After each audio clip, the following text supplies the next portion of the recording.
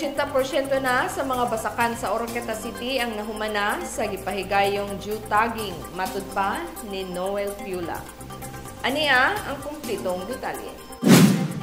Ang geotagging sa mga basakan sa dakbayan sa Oroqueta, usa sa mga inisyatiba ni Oroqueta City Mayor Lemuel Merrick M. Acosta.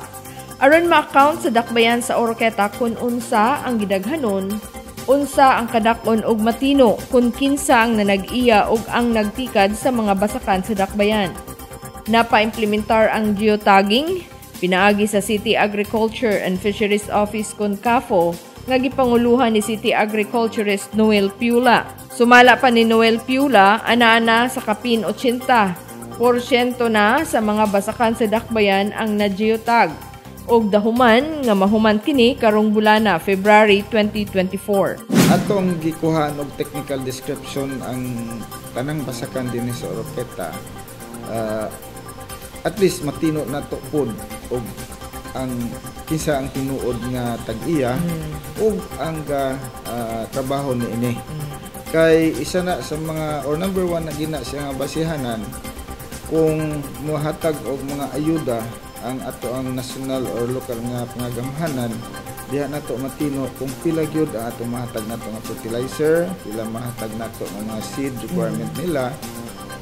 At least mabana-bana pod sa ato ang local or national nga pangagamhanan kung pila gyud ang atong igo nga ihatag nila.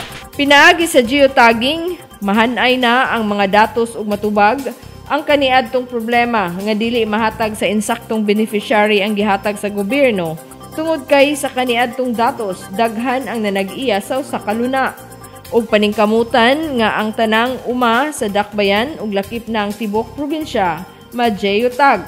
Ilabi na nga ang dakbayan hinahinay nang nakatilaw sa Farmers Full Assistance nga gisaad ni Governor Henry Waminal. Sumala sa report nga mitaas ang production sa dakbayan ug sa tibok probinsya tungod kini sa mga programa nga gihatag sa mga lideres. Matud pa ni Piula nga ang paghatag sa rice farmers sa full assistance sa provincial government nga gisaad ni Governor Waminal, hinahinay nang natiluan sa mga rice farmers sa Oroqueta sugod ni adtong bulan sa Nobyembre sa duha ka asosasyon, ang Mubod Farmers Association ug ang Talairon Farmers Association, pinaagi sa paggamit sa power tiller o traktor ug ang paghatag sa libreng gasolina ug driver para sa pagtikad sa basakan o land preparation para sa cropping. Libre pa ang binhi ug ang abono nga gihatag gikan sa agriculture. Nakatabang kini og dako nga mapagaan ang mga galastuhan ug mapadali ang pagtrabaho sa mga basakan ug labaw sa tanan. Mudako na ang kita sa mga farmers kay maminusa naman ang ilang mga galastuhan. Gipangay lang sa atong gobyerno sa Pilipinas o diri sa Oroqueta ang ilang kakugi ug ang pagpataas sa ilang production. Kay sa maong mga ayuda nga gihatag sa ila sa gobyerno, siguro ilan na siguro tan-awon nga kinahanglan gakuwigan ang gobyerno para nila sila pong hinuon nga mga farmer nga mo produce sa pagkaon nato.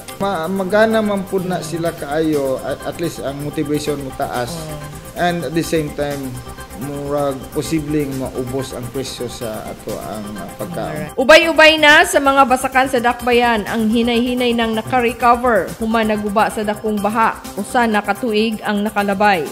Ang ubang basakan gitamnan og mga utanon ug ang uban gitamnan og mais. Hinungdan nga ang programa karon sa agriculture gipakusgan din adunay gitanyag usab nga libreng binhi og fertilizer sa mga nagtanom og mais ug mga utanon. Nagpahulam usab ang CAFO og daro para sa pagtikad usab sa yuta.